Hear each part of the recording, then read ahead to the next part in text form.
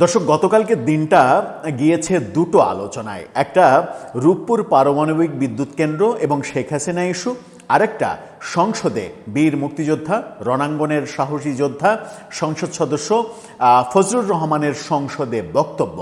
ফজলুর রহমান সম্ভবত প্রথমবারের মতো, এবারের সংসদ গঠিত হওয়ার পরে প্রথমবারের মতো সংসদে বক্তব্য দিলেন এবং প্রথম বক্তব্যে তিনি রীতিমতো ফাটিয়ে দিয়েছেন, কাঁপিয়ে দিয়েছেন, অনেকের ভিত নড়িয়ে দিয়েছেন।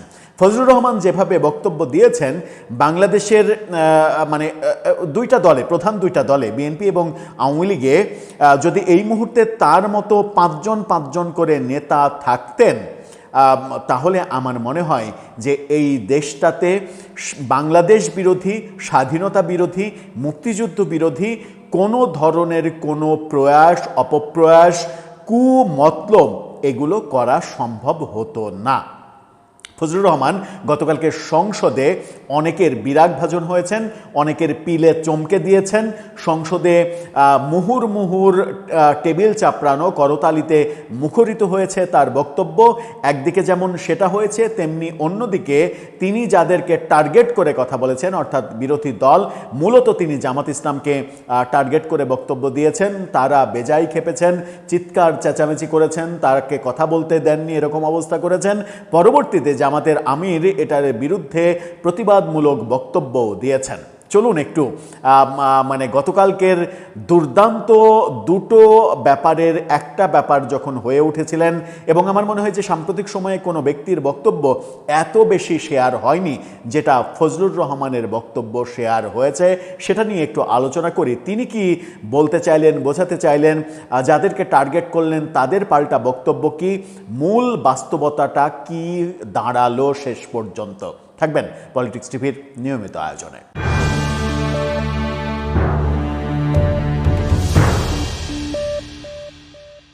দর্শক, বলছিলাম একজন বীর মুক্তিযোদ্ধার হুঙ্কার। ফজলুর রহমান সংসদে যেভাবে বক্তব্য দিয়েছেন, তিনি বলেছেন যে তার বাড়িতে কিভাবে আক্রমণ করা হয়েছিল, সেগুনবাগিচায়।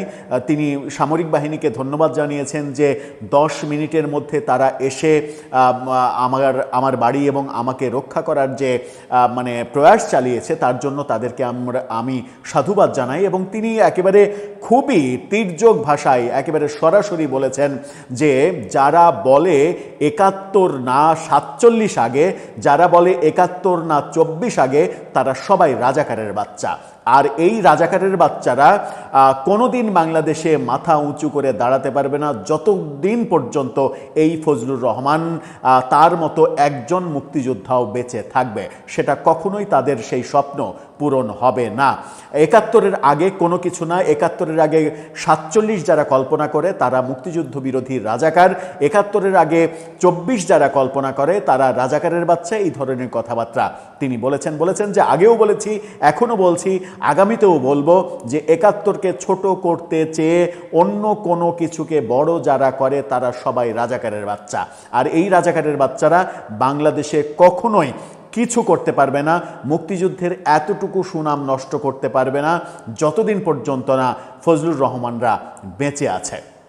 এই কথা তিনি বলেছেন। এবং তিনি বলেছেন, ওই ভোটের কথা বলেছেন। তিনি একটা চ্যালেঞ্জ ধরেছিলেন যে জামাত যখন বলছিল তারা 2/3 আসনে বিজয়ী হয়ে সরকার গঠন করবে, তখন ফজলুর রহমান বলেছিলেন যে জামাত যদি সরকার গঠন করতে পারে তাহলে আমি বিষ খাবো। এবং সেই কথাটাও তিনি বলেছেন যে হ্যাঁ, আমি ডেফিনেটলি বলেছিলাম যে এটা আমি করতাম, অবশ্যই করতাম, কারণ এই আত্মবিশ্বাসে বলেছিলাম যে এ দেশে কখনোই মুক্তিযুদ্ধ বিরোধী শক্তি ক্ষমতায় আসতে পারবে না।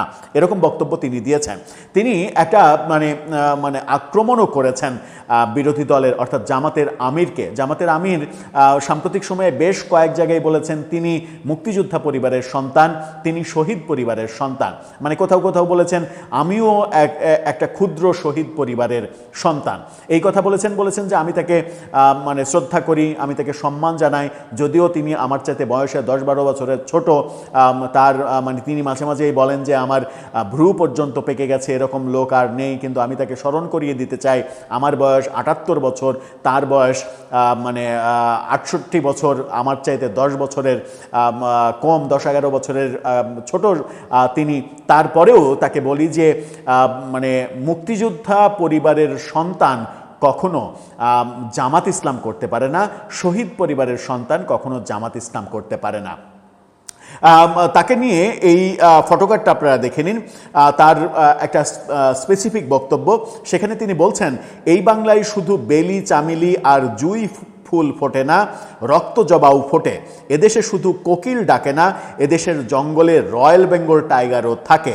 যতদিন রয়্যাল বেঙ্গল টাইগার থাকবে মুক্তিযোদ্ধা জিতবে, রাজাকার কোনোদিন এই দেশে জয়লাভ করতে পারবে না। তিনি যখন তার বক্তব্যে মানে মুহুর্মুহুর হাততালি পাচ্ছিলেন, টেবিল চাপড়ানো প্রতিধ্বনি শুনতে পাচ্ছিলেন তার দলের সদস্যদের পক্ষ থেকে, অন্যদিকে জামাত এবং বিরোধী মূলত জামাতের সদস্যরা প্রচণ্ড হট্টগোল চিল্লাচিল্লি করছিলেন, তার বক্তব্যের প্রতিবাদ করছিলেন। বিশেষ করে জামাতের আমিরকে যখন আক্রমণাত্মক কথা বলেন, তখন ওই যে মুক্তিযোদ্ধা পরিবারের সন্তান কিংবা শহীদ পরিবারের সন্তান কখনো জামাত ইসলাম করতে পারে না, এই বক্তব্য যখন দিয়েছেন এবং জামাতের মানে যুদ্ধাপরাধের সঙ্গে মানে সংশ্লিষ্টতা, ৭১-এর কুকীর্তি এগুলো বলার চেষ্টা করেছেন। প্রতিবাদে জামাতের আমির যে কথাগুলো বলেছেন সেটা হচ্ছে যে ফজলুর রহমানের কথা যেন এক্সপান্স করা হয়, তিনি এর প্রতিবাদ জানিয়েছেন। আপনাদেরকে দুটো ফটোকার্ড দেখাতে চাই।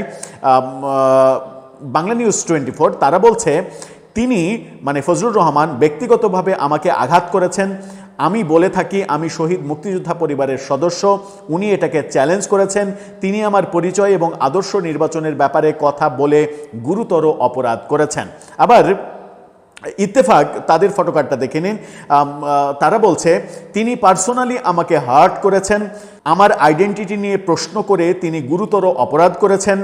আবার আমার আইডেন্টিটি মানে আমার আদর্শ সিলেকশনের ব্যাপারে কথা বলে বাড়তি অপরাধ করেছেন, এই কথাও তিনি বলেছেন। মানে তিনি জামাতের আমির মূলত বলতে চেয়েছেন যে তিনি যে বলেন যে তিনি মানে মুক্তিযোদ্ধা পরিবারের শহীদ পরিবারের সন্তান, এটাকে চ্যালেঞ্জ করে ফজলুর রহমান অপরাধ করেছেন। যদি এটা মিথ্যা হয়, মানে ফজলুর রহমানের চ্যালেঞ্জটা যদি মিথ্যা হয়, তাহলে অবশ্যই ফজলুর রহমান একজন বীর মুক্তিযোদ্ধা হলেও তিনি অপরাধ করেছেন। এখন প্রশ্ন হচ্ছে, বীর মুক্তিযোদ্ধা ফজলুর রহমানের করা এই চ্যালেঞ্জটা মিথ্যা নাকি সত্য, সেটা প্রমাণের ভার এখন আপনার কাঁধে চলে যায়। কারণ আপনি যখন বলছেন আপনি শহীদ পরিবারের সন্তান, তাহলে আপনাকে জাতির কাছে আরেকটু যদি আপনি খোলাসা করেন যে আপনার পরিবারের কে শহীদ হয়েছিলেন, তিনি আপনার সম্পর্কে কে হন, সম্পর্কে কি হলে পরিবারের সদস্য নিজেকে বলা যায়, মানে সেটা বাবা হতে হয় অথবা দাদা হতে হয়, এই ব্যাপারটা যদি না হয়, কিংবা ভাই হতে হয়, মানে একেবারে ব্লাড কানেকশন যদি সরাসরি না থাকে, কিংবা বোন হতে হয়, এই ব্লাড কানেকশন যদি না থাকে, তাহলে সেটা পরিবারের সদস্য বলা যায় কিনা, কিংবা তিনি যে কথাগুলো বলছেন তিনিও ক্ষুদ্র শহীদ পরিবারের সন্তান। শহীদ পরিবারের সন্তান তো ক্ষুদ্র হওয়ার কথা নয়, এটা একটা বিরাট অর্জন, বিশাল একটা গৌরবের ব্যাপার, এবং আমরা প্রত্যাশা করব যে তিনি সেই গৌরবের মহত্বটা জাতির কাছে ক্লিয়ার করে দেবেন। আমরা জানতে পারবো যে তার পরিবারের কোন সদস্য, কোন রক্তের সম্পর্কের ব্যক্তি মহান মুক্তিযুদ্ধে শহীদ হয়েছিলেন।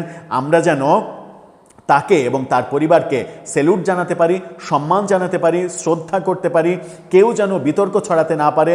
ফজলুর রহমান একজন বীর মুক্তিযোদ্ধা হলেও সংসদে দাঁড়িয়ে যেন তার ব্যাপারে মিথ্যা কথা বলতে না পারে, যদি এটা মিথ্যা হয়ে থাকে। মানে বল এখন তার কোর্টে। তিনি যেহেতু বলছেন যে আমার বক্তব্যের বিরুদ্ধে গিয়ে তিনি অপরাধ করেছেন, গুরুতর অপরাধ করেছেন, এবং মাননীয় মানে স্পিকারকে তিনি বলেছেন যে তার বক্তব্যের এই অংশ যেন এক্সপান্স করা হয়, অর্থাৎ সংসদের রেকর্ড থেকে মুছে দেয়া হয়। স্পিকার যদিও এই ব্যাপারে কোনো রুল দেননি, এক্সপান্স করেননি। এখন স্পিকারকে এক্সপান্স করাতে হলে জামাতের আমিরের এখন কর্তব্য হয়ে দাঁড়াবে যে ফজলুর রহমানের করা চ্যালেঞ্জ তিনি মিথ্যা প্রমাণ করবেন, এবং তিনি প্রমাণ করে দেবেন যে তার ব্লাড কানেকশন থাকা আত্মীয় এবং পরিবারের সদস্য একজন শহীদ বীর মুক্তিযোদ্ধা, যাকে আমরা স্যালুট জানাবো, যাকে আমরা সম্মান জানাবো। এবং বীর মুক্তিযোদ্ধা ফজলুর রহমানের ওই কথাটা তাহলে মিথ্যা হয়ে যাবে যে শহীদ পরিবারের সন্তান কিংবা মুক্তিযোদ্ধা পরিবারের সন্তানকেও জামাত ইসলাম করতে পারে না, আদর্শগতভাবেই করতে পারে না। এই যে দাবি করেছেন, সেই দাবিটাকে মিথ্যা প্রমাণের দায়িত্ব চলে গেল এখন জামাতের আমিরের কোর্টে, তিনি কি সেটা প্রমাণ করবেন? কিংবা তিনি কি সেটা প্রমাণ করতে পারবেন? যদি প্রমাণ না করেন কিংবা প্রমাণ করতে না পারেন, তাহলে তো ফজলুর রহমানের চ্যালেঞ্জটা সত্য হয়ে যাবে। আমরা এখন পর্যন্ত আশা করছি ফজলুর রহমানের চ্যালেঞ্জটা সত্য হবে না, জামাতের আমির এটাকে মিথ্যা প্রমাণ করে দেবেন। দর্শক, আপনার কাছে কি মনে হয়? আপনার মতামত জানিয়ে লিখতে পারেন আমাদের কমেন্ট বক্সে।